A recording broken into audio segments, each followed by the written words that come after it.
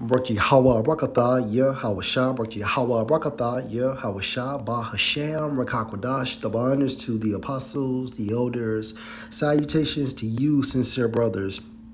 Teaching in truth and sincerity, lesson will be entitled Menstrous Women. Lord, will you are edified. This video was inspired by a video Priest Ayash posted on our group chat.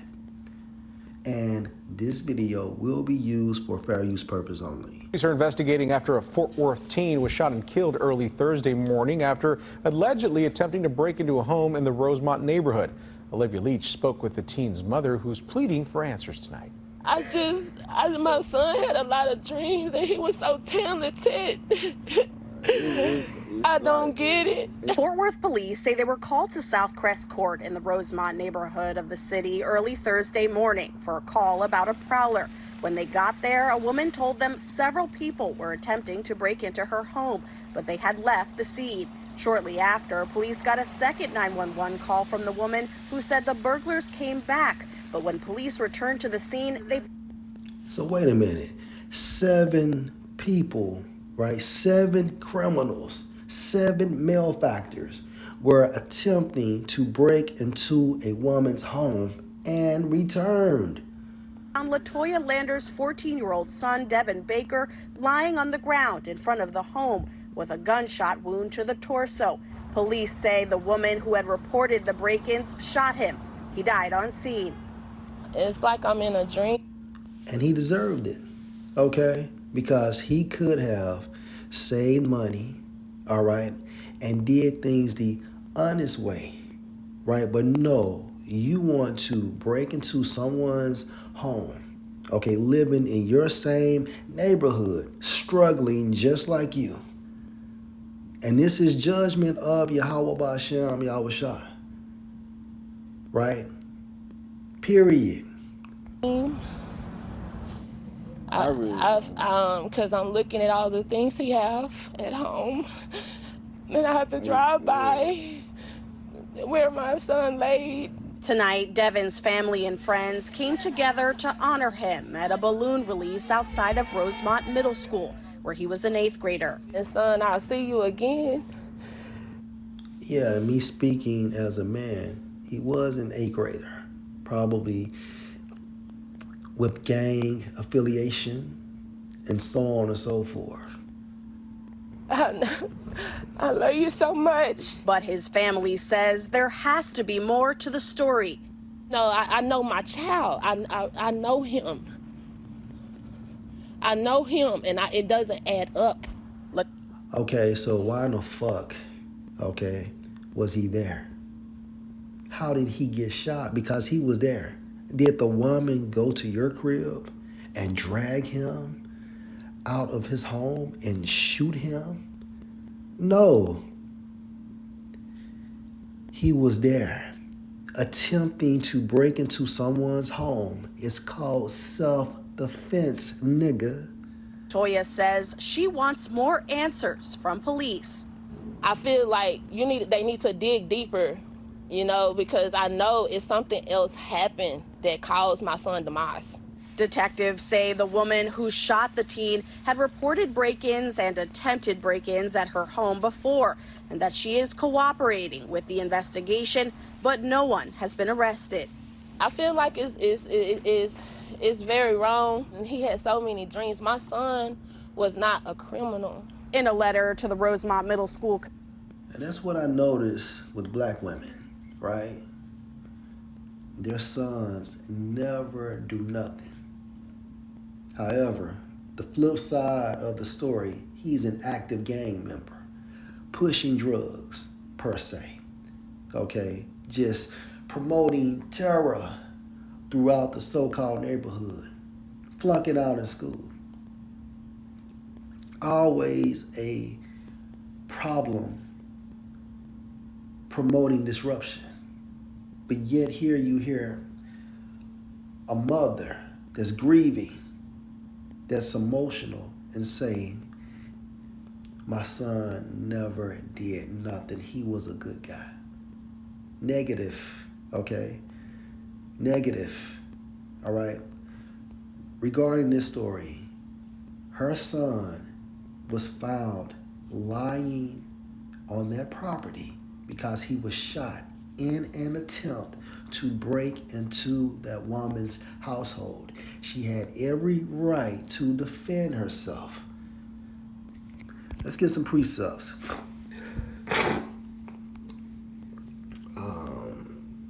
Second Ezra's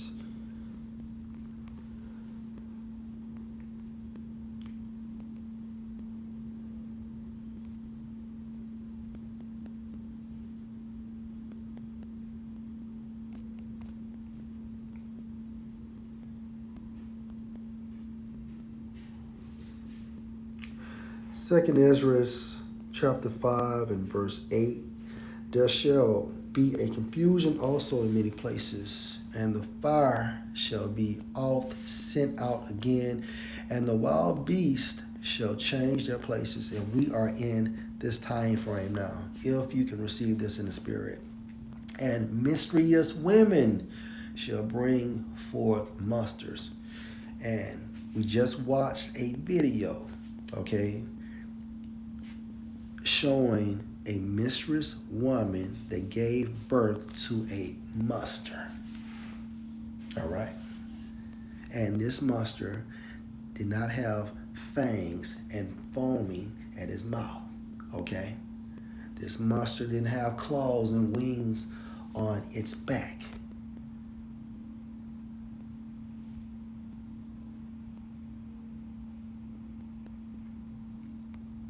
This is a picture of this monster.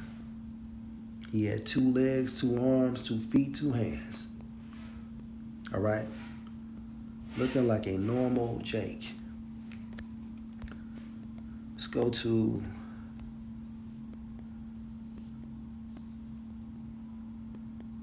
Ecclesiasticus chapter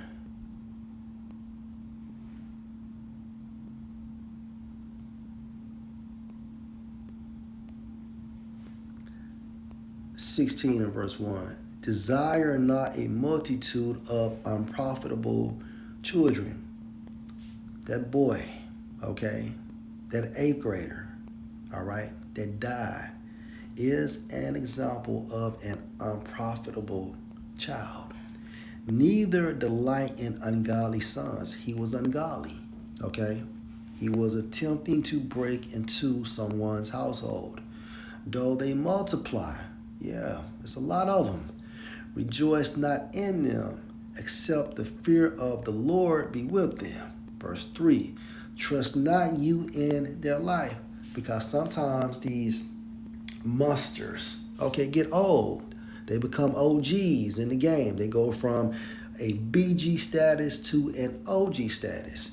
Trust not you in their life, neither respect their multitude, although their might in numbers. For one that is just, for one that is just is better than 1,000, hence the 144,000. And better it is to die without children than to have them that are ungodly. So in the case of that woman, okay, it would have been better for her not to have a son than to have a son that's a criminal, a wicked son. Okay, period. Now let's go to Ecclesiasticus chapter 39.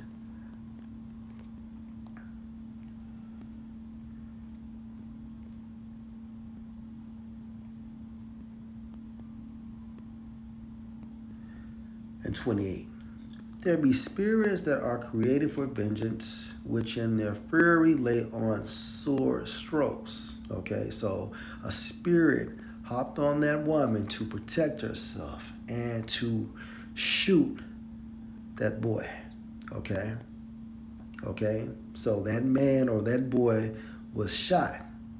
All right, and a spirit hopped on that woman to do so, which in their fury lay on sore strokes. And how did that 8th grader die? From a gunshot. This is the sore stroke.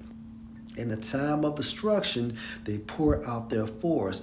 So a spirit hopped on that 8th grader, and I forgot his name, We'll just say that young man to go back or to go over with some homeboys and attempt to break into that woman's household, right? In the time of destruction, they pour out their force.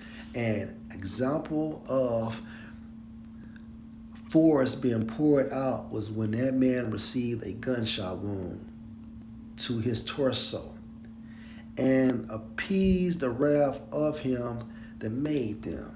Appeased the wrath of him that made them. And this wrath came from Yahweh and Yahushua.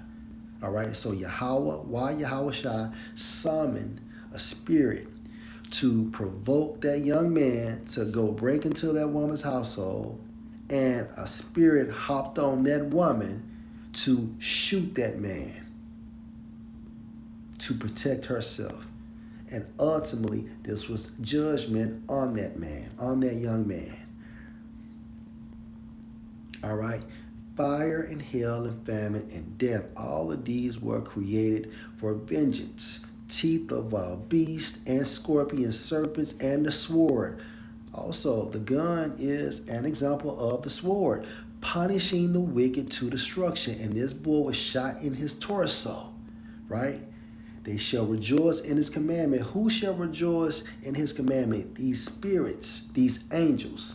Okay, they rejoice in the commandment of Yahweh B'Ashem Yahushua, and they shall be ready on earth when need is. Case in point, this story that I'm covering. And when their time is come, they shall not transgress his word, meaning they're not going to feel sorry. They are going to dot every I and cross every T. All right? They shall not transgress his word. And this also proves what?